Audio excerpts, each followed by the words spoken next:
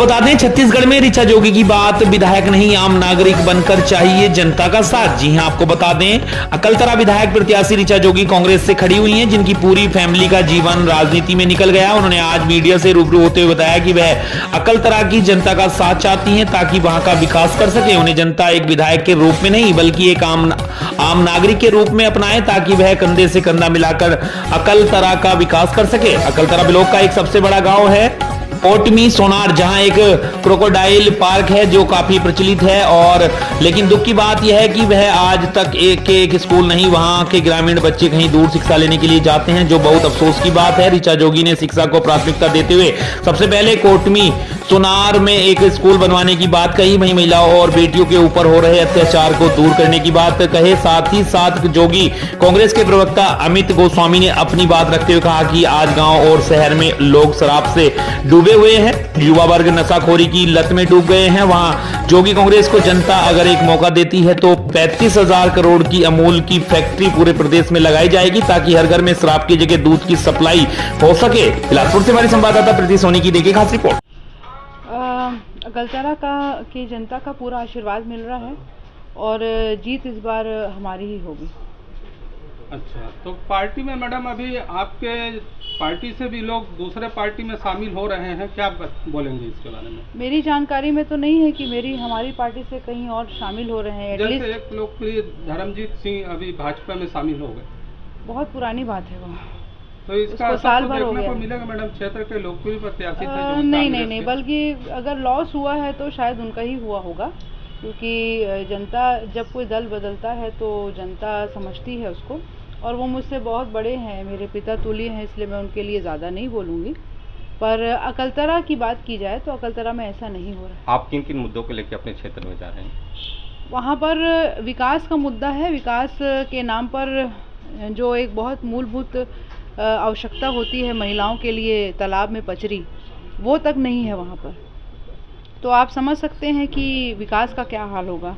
साथ में जो क्षेत्रीय जो हमारे नौजवान युवक हैं शिक्षित, उनको नौकरी नहीं मिलती प्लांट्स में, आउटसाइडर आकर के प्लांट में काम करते हैं। तो वो एक मेरे लिए बहुत बड़ी चुनौती भी होगी और आगे चल के जिम्मेदारी होगी यदि वहाँ की जनता मुझे विधायक के रूप में चुनती है।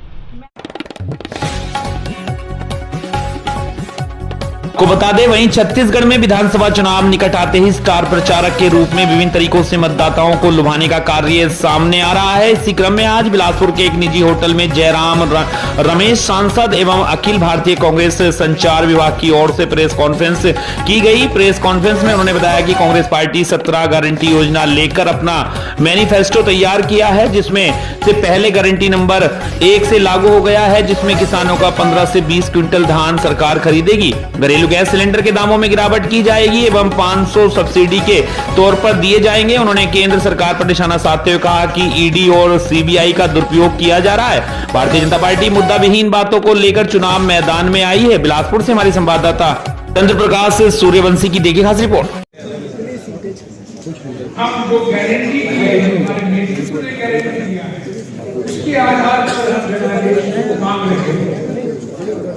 भरोसा बरकरार फिर से कांग्रेस सरकार के नारा के आधार पर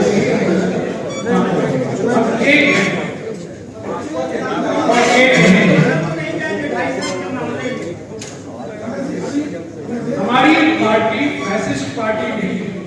हमारी पार्टी में लोग अलग अलग विचार रखते हैं।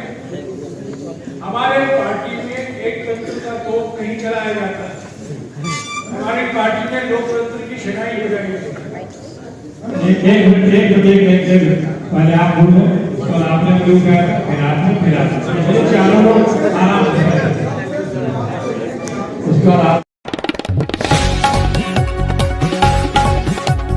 बता दें, वहीं छत्तीसगढ़ के जिला बिलासपुर के कलारिज नामक कंपनी मैनेजर के द्वारा की गई मेडिकल रिप्रेजेंटेटिव के साथ मारपीट। जी हां, हम बात कर रहे हैं बिलासपुर सिटी कोतवाली थाने के अंतर्गत आने वाली निजी कंपनी कलारिज की, जो दवाइयों का काम करती है, जहां के मैनेजर रणजीत सिंह, प्रकाश सिंह, प्रिंस पांडे, सागर शर्मा आदि लोगों के द्वारा इस कंपनी में काम करने वाले युवक का अपहरण कर मारपीट और ब्लैंक चेक में साइन करने की शिकायत सिटी कोतवाली में दर्ज की गई है, जिसके लिए भारी संख्या में सीजी बिलासपुर यूनिट के सदस्य एवं साथ में काम करने वाले वाले लोगों ने सिटी कोतवाली थाना प्रभारी को ज्ञापन देते हुए निष्पक्ष जांच की मांग की है। बिलासपुर से हमारे संवाददाता लक्ष्मीपति सोनी की देखिएगा रिपोर्ट। कि इनके एरिया में नहीं आता है वो अभी। कहाँ हुआ है मारपीट? मारपीट मेरा पहले यहीं हुआ है कॉम्प्लेक्स में। अभी गए थे फुटेज निकलवाने, मेडिकल कॉम्प्लेक्स तेलीपारा में। तेलीपारा में हाँ, तो वहाँ भी गए थे तो कैमरा वगैरह बंद आया है, तो उसमें फुटेज नहीं मिल रही है बोल रहे हैं ये।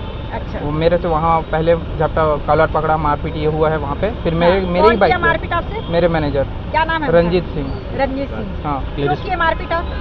उनका मतलब कंपनी में छोड़ दिया था, क्लेरिस कंपनी। अच्छा, और स्टैंडिंग था, आउटस्टैंडिंग उसका माखा एजेंसी का। उसको बोले थे क्लियर कर देना। मैं बोला था सर ठीक है क्लियर कर दूंगा। उसके बाद वो फ़ोन किया प्रकाश सर को। प्रकाश सर बोले उसको कंपनी लेके आओ।